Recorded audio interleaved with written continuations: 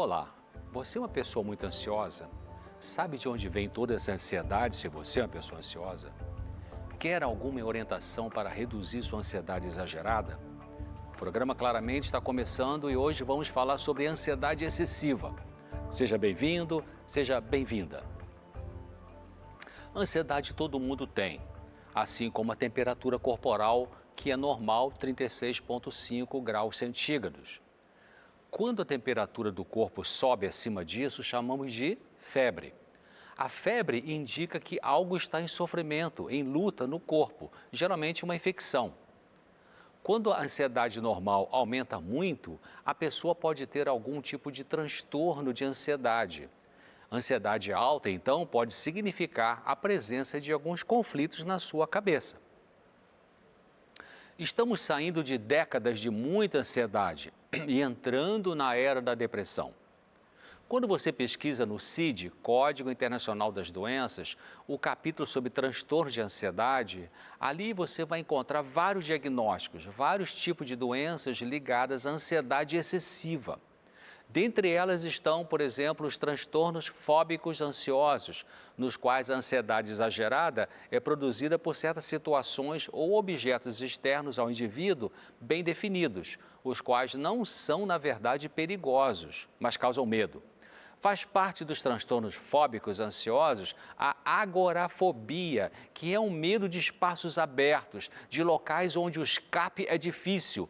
Medo na presença de multidões, medo de sair de casa em geral ou de viajar sozinho. E a pessoa pode ter a agorafobia com ou sem o transtorno do pânico, sobre o qual vou falar mais adiante. Na verdade, a agorafobia tem que ver com uma insegurança quanto ao eu da pessoa, quanto a ela, quanto ao seu self. Ela não se sente muito segura com ela mesma.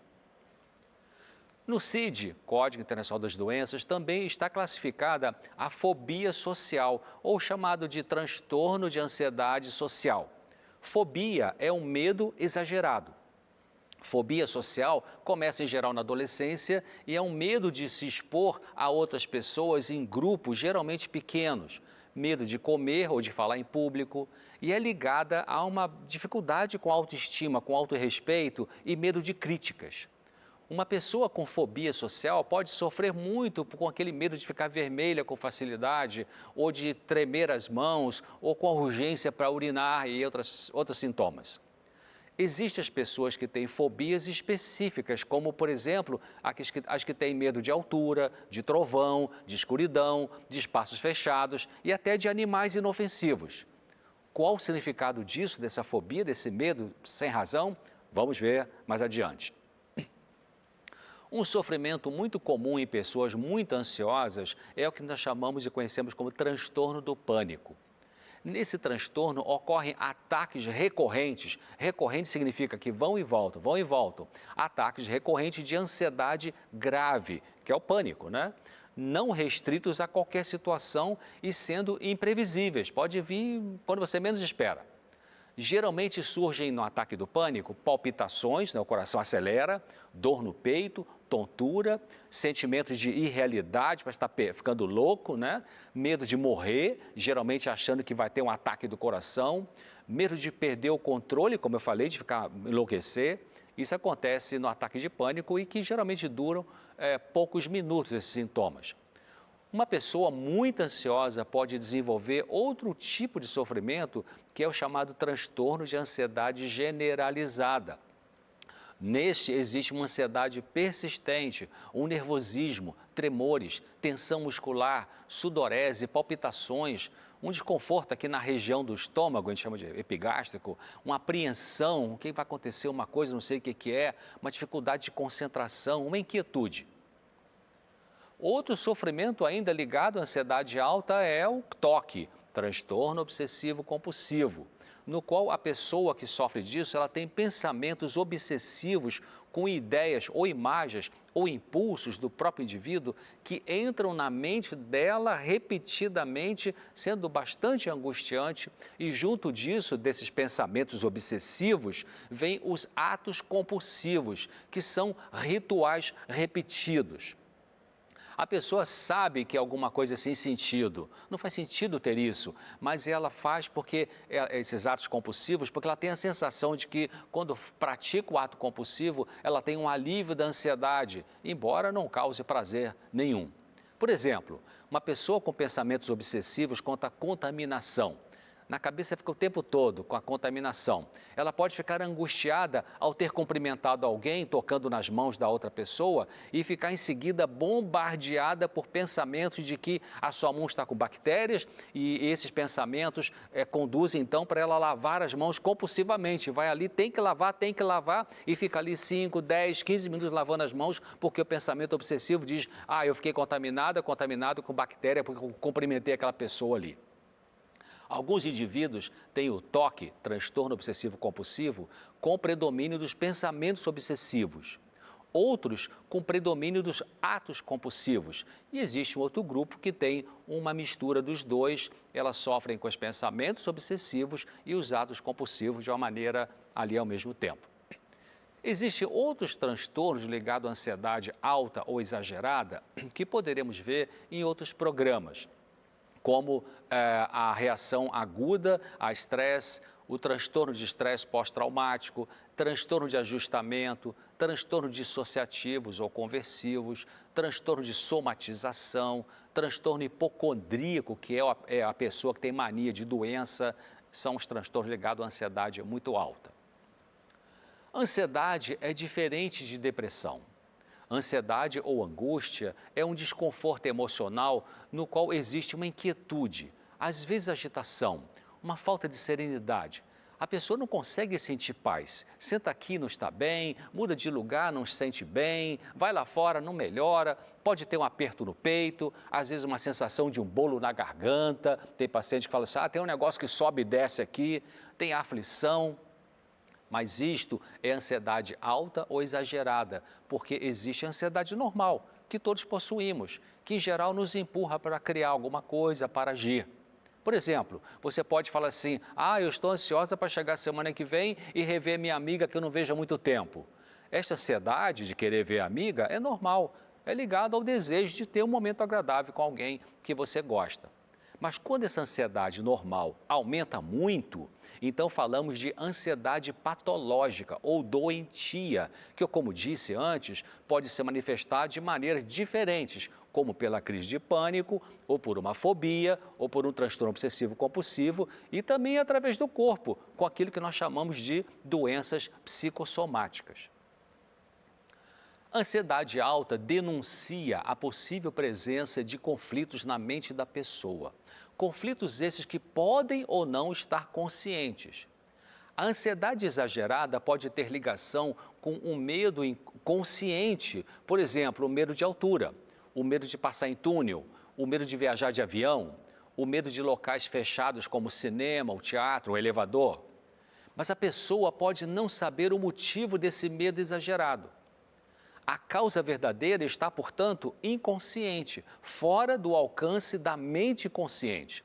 Aí é quando pode ser necessária uma intervenção profissional com o que nós chamamos de psicoterapia, que é um tratamento psicológico baseado em conversas que se tem com um profissional qualificado, que é o psicólogo clínico ou psiquiatra com formação em psicoterapia, para ajudar essa pessoa a tomar consciência da causa ou das causas mais profundas do seu sofrimento. Porque o que aparece, o que ela vê na sua consciência pode ser apenas a ponta do iceberg. Em outras palavras, se a pessoa sofre de um medo, vamos dizer, de passar em túnel ou de cruzar um viaduto, esse medo é excessivo de tal maneira que ela fica em pânico, com suor, com falta de ar, com tremor. Esse medo, então, desse tipo, é apenas uma manifestação superficial de algo mais profundo que está em conflito na mente dessa pessoa. Então, o tratamento psicológico, psicoterápico, ou a terapia psicológica, como se chama, a meta é tanto ajudar a pessoa a lidar com esse medo de maneira melhor, ou, se a pessoa quiser, pode aprofundar no tratamento a busca do autoconhecimento sobre as origens desse medo. A pessoa pode se submeter a um tratamento psicológico que poderá ensiná-la a usar métodos e técnicas de relaxamento e de enfrentamento do medo, técnica que nós chamamos de TCC, terapia cognitivo-comportamental, ou poderá preferir um tratamento mais profundo no qual se investigará as causas do sofrimento na técnica chamada de psicoterapia psicodinâmica ou psicoterapia de base analítica. Uma criança pode sofrer com medo de perder o amor ou a aprovação da pessoa mais importante para ela na infância, que geralmente é o pai ou a mãe. E este medo pode ser manifestado por ansiedade alta. Ela pode ter não só o medo de perder o amor, mas de perder a fonte do amor, a pessoa que cuida dela. E isso produz o que nós chamamos de ansiedade de separação, que se manifesta, por exemplo, na criança com medo de ir para a escola, ou com medo de ficar em alguma outra situação na qual a figura de apego não está junto. Outra fonte de ansiedade na criança tem que ver com o medo de perder a noção do seu eu, do self, que é uma palavra, self é uma palavra em inglês que significa eu, já falei sobre isso. Todos nós temos uma identidade psicológica, temos um self, um eu, cada um com suas características. Quando, por exemplo, uma criança é criada com muita superproteção, ela pode ter uma espécie de anulação do seu eu, do seu self, e ficar confusa sobre quem ela é. Será que ela é ela? Ela é a mãe que superprotege? Pode ser uma criança que sempre está preocupada em agradar a todos também, com muita dificuldade de dizer não, com importante dificuldade de pedir coisas para ela, ou seja, ela se anula com a pessoa e tudo isso acaba produzindo ansiedade importante. As crianças que se agarram às mães quando elas precisam ir ao trabalho é coisa comum de acontecer. Geralmente elas crescem e vencem o medo e a ansiedade de separação se resolve. Mas para algumas crianças, a ansiedade persiste nos anos escolares e se torna constante nelas, configurando ansiedade de separação, classificada como transtorno de ansiedade no Código Internacional das Doenças. Então, crianças com ansiedade de separação podem ter dificuldade de se concentrarem na sala de aula porque podem ficar com pensamentos de medo de seu pai sofrer um acidente de carro ou da sua mãe pegar uma doença grave.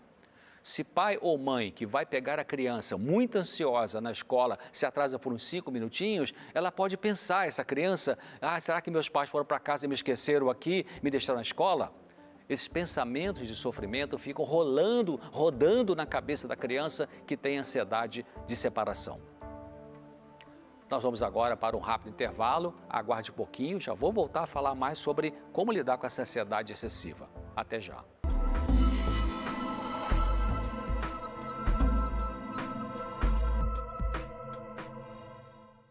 Olá, estamos de volta com o programa Claramente, hoje enfocando o tema ansiedade excessiva. Mas eu queria, antes de continuar, mostrar a você a revista Fique Leve, que você pode pedir e vai receber gratuitamente como um brinde do nosso programa. Peça no endereço que está aí na sua tela. Inclusive aqui tem um artigo sobre ansiedade, o que fazer com ela. A ansiedade de separação, ela em si não é maléfica, porque ela pode nos estimular a pensar mais, a ser mais cautelosos ao nos aproximarmos de uma situação nova. Veja o que diz o Dr. Ron Steingard, psiquiatra do Instituto da Mente Infantil. Em diferentes estágios do desenvolvimento, é normal ter problemas com separação, porque o mundo não é seguro e você pode não ter aprendido como controlar a situação, longe das pessoas que cuidam de você. Na medida em que você se desenvolve e começa a administrar situações e desenvolver habilidades, se tornará mais fácil. Outro tipo de ansiedade que atinge crianças e adultos, sem ser ansiedade de separação, é a ansiedade antecipatória, mais comum em crianças maiores. Nessas pessoas, elas podem ficar mais nervosas antecipando a separação do que quando a separação, na verdade, ocorre. Podem ter pesadelos relacionados com separação e sintomas físicos ligados à ansiedade alta, como, por exemplo, dor de cabeça, dor de estômago.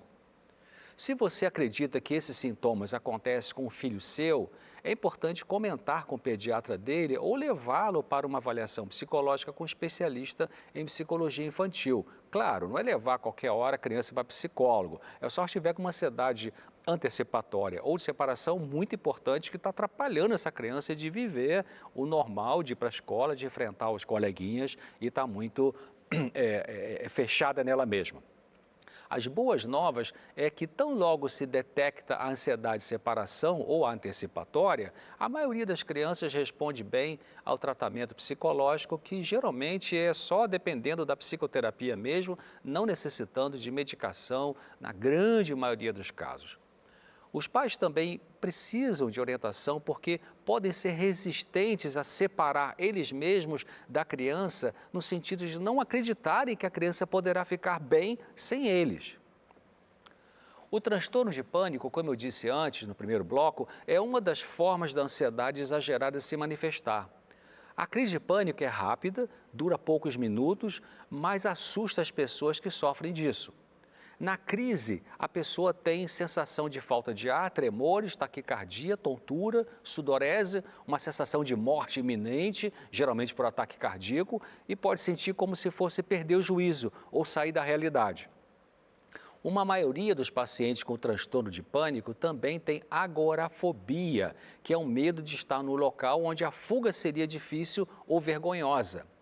Quando a pessoa tem muitos ataques de pânico, ela pode desenvolver ansiedade antecipatória.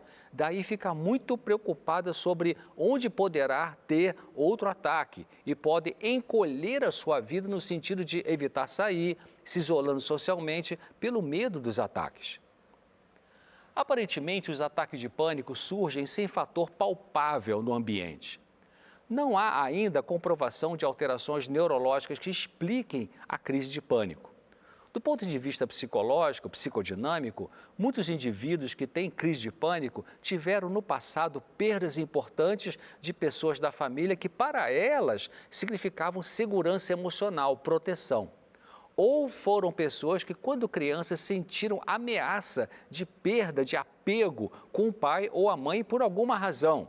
Divórcio, negligência, viagens frequentes do pai e outras razões. Então, na vida adulta, esses indivíduos, quando vivem alguma situação que tenha um significado de rompimento de vínculo, podem ter crise de pânico, que são fruto de ansiedade alta, ansiedade de separação. Alguns estudos mostraram que uma boa parte das pessoas com crise de pânico teve um número bem maior de eventos estressantes na vida no ano anterior ao início do pânico e sofreram mais com esses problemas comparados com outras pessoas com menos eventos traumáticos e que reagiram melhor diante deles.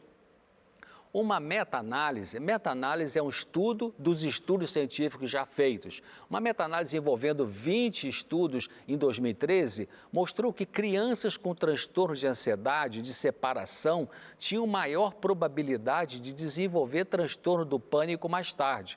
Veja a referência desse estudo aí na tela. Outra forma de ansiedade exagerada é a fobia, que é um medo exagerado.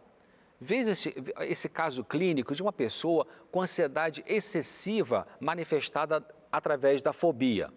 Era um homem que tinha forte desconforto em dizer seu nome para os outros. Ou seja, a fobia dele era o medo de falar o nome dele. Aí na consulta com o psicólogo, vou tirar um pedacinho, vou fazer um recorte aqui da consulta, a gente pergunta para ele, qual é a dificuldade que você tem em dizer seu nome? Aí o paciente falou, eu não sei, eu não tenho ideia por que isso acontece comigo.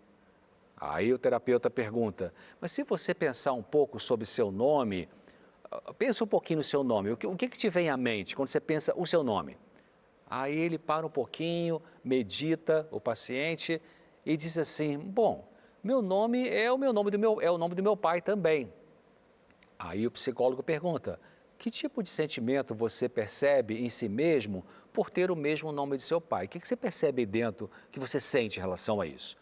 Aí o rapaz diz, eu me sinto um pouco desconfortável, eu acho.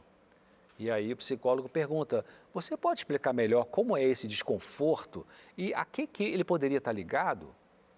Aí o rapaz para, pensa de novo e diz assim: bom, eu não tive uma relação muito boa com meu pai. Desde que ele deixou minha mãe, quando eu tinha 4 anos de idade, nós não nos vimos muito. Aí de novo vem a pergunta para ele, que o terapeuta faz: então você e sua mãe tiveram que viver sozinhos depois que ele foi embora? E o paciente fala: é isso mesmo, a minha mãe não se casou novamente, então eu tive que ser o homem da casa desde muito cedo e eu não me sentia pronto para assumir essa responsabilidade. Eu sempre me ressenti disso. Quando eu era garoto, todos diziam que eu agia como se fosse um adulto. Isso me incomodava porque parecia que eu estava fingindo ser um adulto quando era, na verdade, uma criança por dentro. Eu sentia como se estivesse enganando todo mundo. E se eles descobrissem isso, eu tinha medo que ficariam muito bravos comigo. Então você observe que nesse relato, esse paciente está afirmando que ele tinha medo de que descobrissem que ele era uma criança e se descobrissem, poderiam ficar bravos com ele. Então você veja que ele teve que assumir uma postura adulta precocemente e teve que esconder a criança que era. Isso em si já era um sofrimento, ter que deixar de ser criança quando era criança. Outro sofrimento desse rapaz era ligado ao abandono do pai. Aí o psicólogo faz a pergunta de novo: será que você se sente com medo de ser quem é quando você se apresenta a alguém? O rapaz parou, pensou e disse: eu acho que é exatamente assim que eu me sinto. Dizer o meu nome é dizer que eu estou tentando ser meu pai. Esse paciente então começou a perceber que a sua ansiedade excessiva estava relacionada à ansiedade excessiva que se manifestava pela fobia, né? O medo de falar o nome dele, que era igual ao do pai, estava relacionada à culpa e à vergonha por ter ocupado prematuramente a posição de seu pai. Ele imaginava que os outros conseguiriam perceber essa ocultação ou fraude, vamos dizer assim, e iriam reprová-lo. E ele iria ser rejeitado, desamado, abandonado. Daí, quando tinha o medo de dizer seu nome para as pessoas, ele ficava com essa ansiedade, esse medo excessivo. Com o tratamento psicológico, esse medo, essa fobia foi diminuindo e ele ficou curado, ficou restaurado desse tipo de ansiedade exagerada, que nesse caso era uma fobia. No tratamento dos transtornos de ansiedade, alguns indivíduos se beneficiam com uma combinação de medicação e psicoterapia. Medicamentos sozinhos não são suficientes para controlar os sintomas e nem para curar. O medicamento pode ser auxiliador importante de curto prazo, enquanto a pessoa com transtorno de ansiedade está em tratamento psicoterápico. Se submeter a uma psicoterapia para entender as causas do sofrimento emocional não é tarefa fácil. É mais fácil tomar só um remédio do que lidar com a dor profunda. Dr. Rollo May, que foi presidente da Associação de Psicologia de Nova York, autor de vários livros, um profundo pensador, um psicanalista, num dos seus importantes livros, chamado O Significado de Ansiedade, ele diz que muitas vezes a pessoa que está em tratamento psicológico, que está indo à terapia, sai da consulta pior do que quando entrou, em termos de angústia. Como é que é isso? Como é isso? Por que acontece isso? Porque agora ela começa a entender as causas profundas do seu sofrimento. Antes, essa pessoa não tinha nenhuma percepção do porquê que tinha aquele tipo de ansiedade excessiva, de angústia. Mas quando começa a fazer a terapia, ela começa a entender a causa. A verdade estava enterrada no inconsciente. E com o tratamento, as causas começam a vir à tona e isso dói. O paciente com medo de falar seu nome, que eu citei agora mesmo, ao trabalhar isto na terapia, sentiu dor por relembrar o sofrimento do passado. Então, a cura dói. E cura é diferente de tratamento. Tratamento é para os sintomas e cura é para a causa. E mexer na ferida dói, mas para curar a gente precisa enfrentar a dor. Psicoterapia não é para qualquer um. A sociedade pode ter preconceitos contra quem se trata com psicólogo ou psiquiatra, mas quem se trata com esses profissionais e procura realmente entender seus sofrimentos é uma pessoa digna e, em alguns casos, mais forte do que as que criticam e debocham e rejeitam ajuda. Faz parte, portanto, do tratamento dos transtornos de ansiedade, como eu já expliquei com detalhes em outro programa, tolerar alguma ansiedade e começar a olhar essa ansiedade não como inimiga, seja a ansiedade explícita, seja na roupagem de uma fobia ou surgindo como pânico ou outras maneiras. O sintoma não é inimigo nosso, ele é um alarme que avisa que precisamos investigar o que está errado em nossa vida para procurarmos conserto. A ansiedade que incomoda pode começar a ser vista pela pessoa como uma janela para o inconsciente.